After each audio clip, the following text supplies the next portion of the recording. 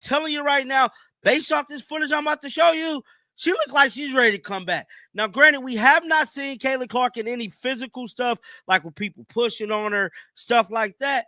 But for her shooting, releasing, and all of that, she looked like she's ready to go, man.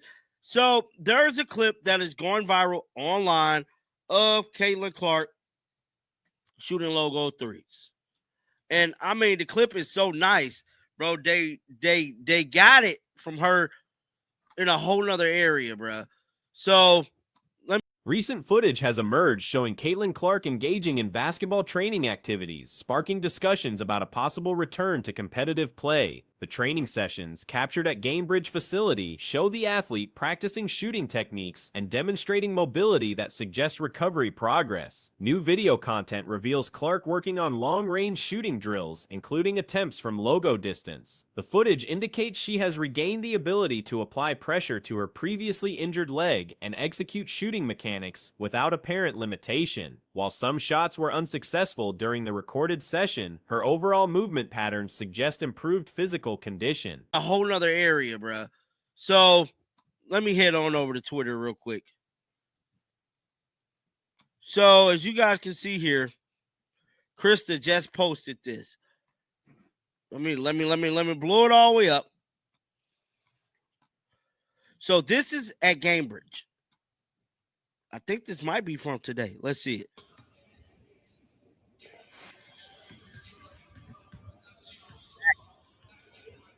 Got Caitlin Clark doing work over here. The training facility appears different from previous footage, with new signage and equipment arrangements visible in the background. Yellow towels and updated court setup suggest these recordings are recent developments rather than archived material from earlier periods. Speculation centers around WNBA roster regulations that could potentially allow Clark's activation. Current league rules permit teams to activate previously inactive players when roster spots become available due to season-ending injuries to other team members. During playoff initialization, Clark was not placed on the active roster, but regulatory provisions exist for mid-season activation under specific circumstances. Got Caitlin Clark doing work over here. Money. So as you guys can see, bro, Caitlin Clark is back able to put pressure on that leg. Caitlin Clark is back able to shoot logo threes. Now, granted, she did miss one of them, but hell, she looked like she's back, man. She looked definitely back, and I'm guessing this is a new post here because I haven't seen the stadium look like this. If a player like Dantas receives a season-ending injury designation, roster flexibility would emerge for the Indiana Fever organization. This scenario could create opportunities for Clark's return to active competition, particularly if her physical readiness aligns with team needs during crucial playoff phases. The timing of these training sessions raises questions about strategic planning. 10 weeks have elapsed since the initial groin injury report, a time frame that typically exceeds standard recovery periods for such conditions. Medical experts generally expect groin injuries to resolve within shorter durations, making the extended absence period somewhat unusual from a clinical perspective. And it looked like, is there yellow towels getting put out? I don't know, but I'm pretty sure this is new. This is posted today. And let me see here.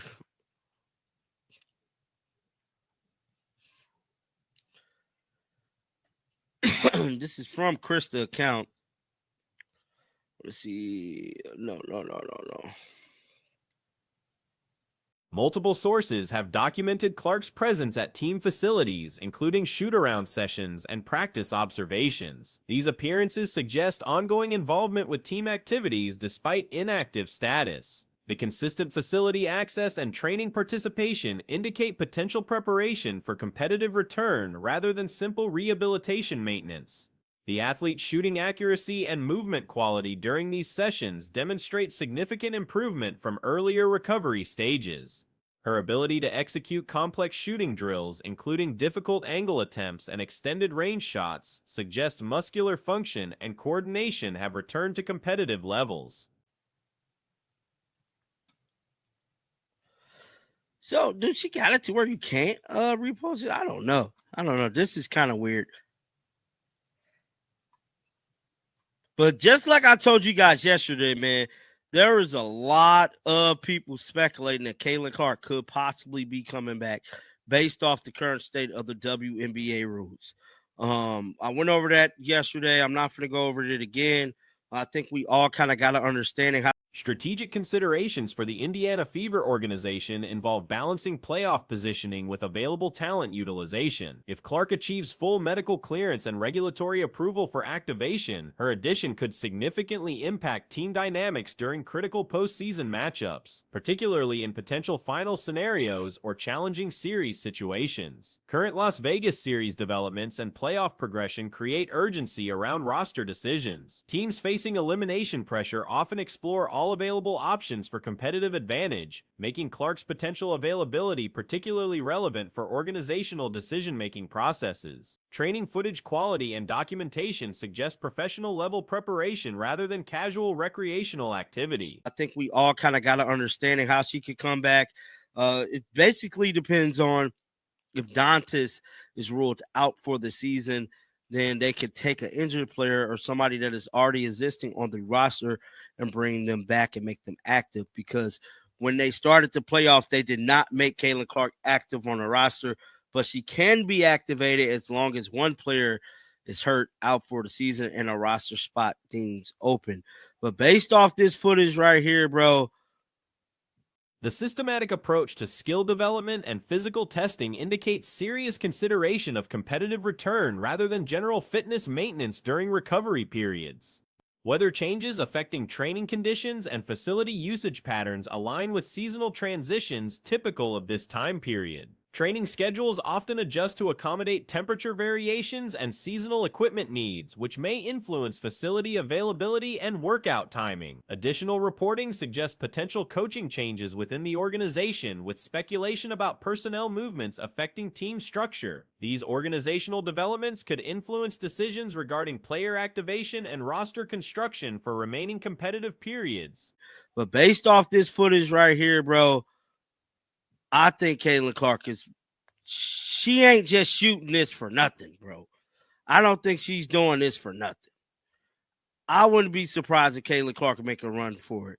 If Caitlin Clark comes back just in time for them to potentially either go to the finals or this this Las Vegas series get kind of spooky.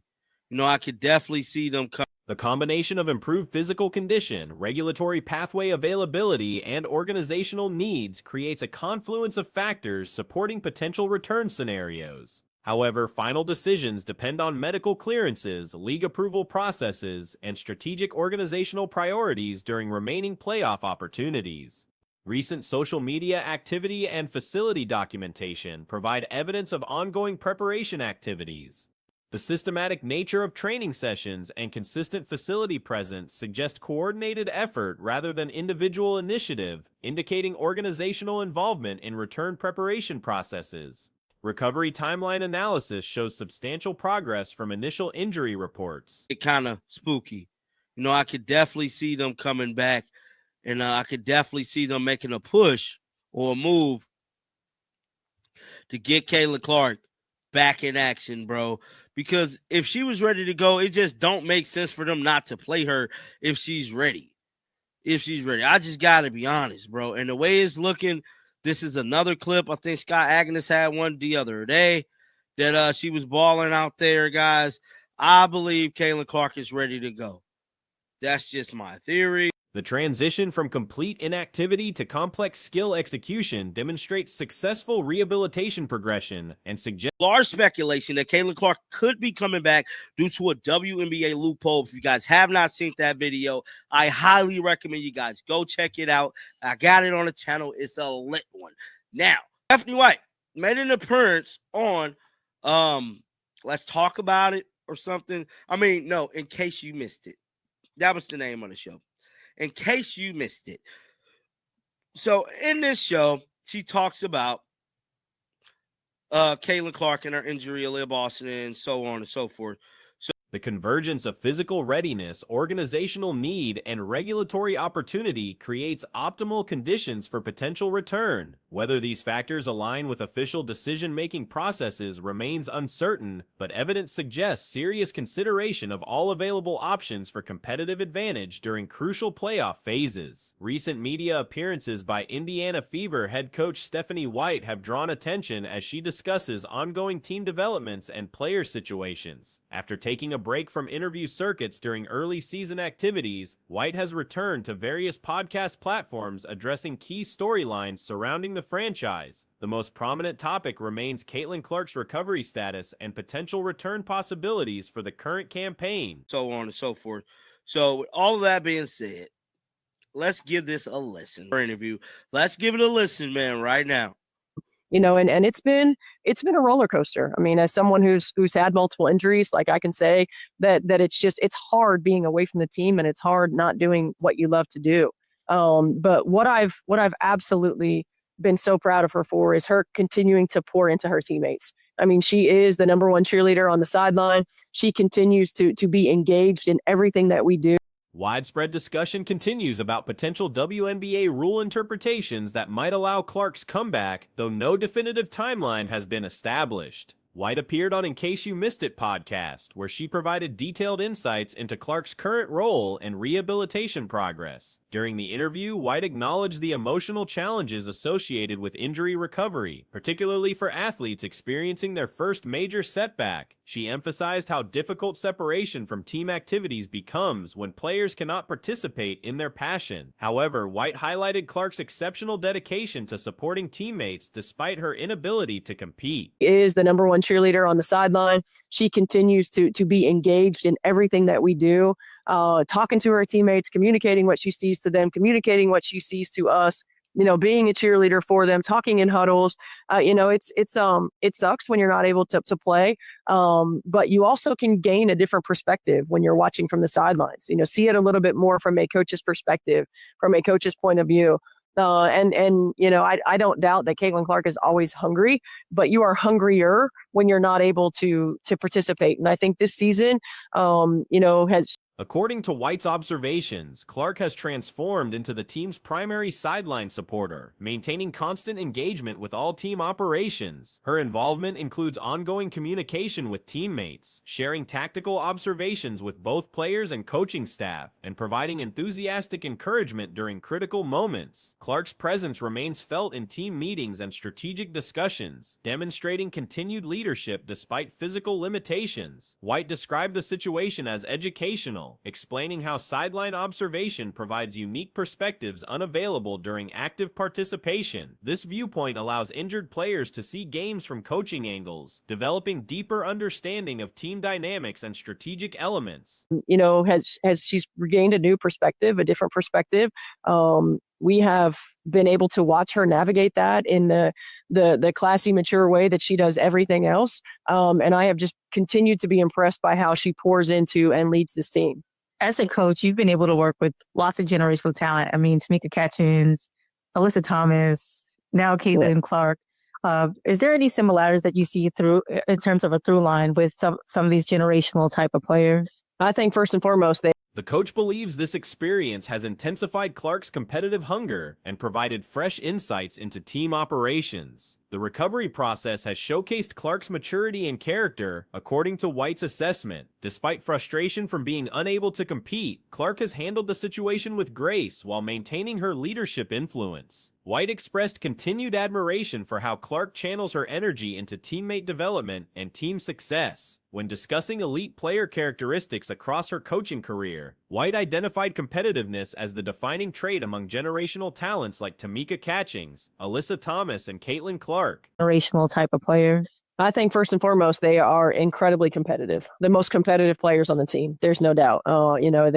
They refuse to lose. They want to win everything, whether it's a drill, a half-court shot, the ball game, whatever it is. The willingness to do all the things that it takes to do that. I think the other thing is just the way that there's a work ethic and there's a work style, right? Like you can be in the gym for a long time and get very little accomplished, or you can be in the gym from a purposeful standpoint and get so much. These athletes demonstrate unmatched competitive drive, refusing to accept defeat in any situation regardless of stakes or context. Whether during practice drills, casual competitions, or official games, their desire to win remains constant. White distinguished between work ethic and work style when explaining what separates exceptional performers from other talented professionals. While many athletes spend considerable time training, elite players maximize their efforts through purposeful, focused approaches. These individuals never approach any activity casually, maintaining intensity during every drill, possession, and workout session. From a purposeful standpoint and get so much accomplished. And the way that they work, how they work, how purposeful they are in everything that they do, not taking plays off, not taking possessions off, not taking workouts off. It matters. It matters. And that's a separator. Every player in the WNBA is an elite talent and a great player. And what separates the best of the best is that work style as much as their work ethic and their commitment to being the best that they can be every single day. And that competitive spirit, competitive fire. I want to dive.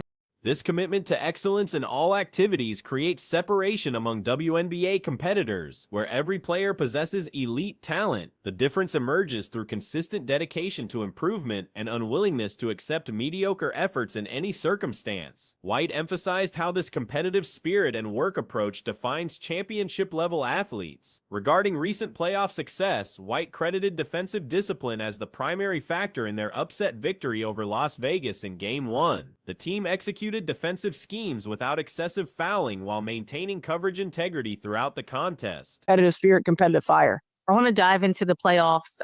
You said your win of the week was stealing one in Vegas in Game 1. What impressed you the most about your team in Game 1? Now, this is what I wanted to hear her thoughts about the team.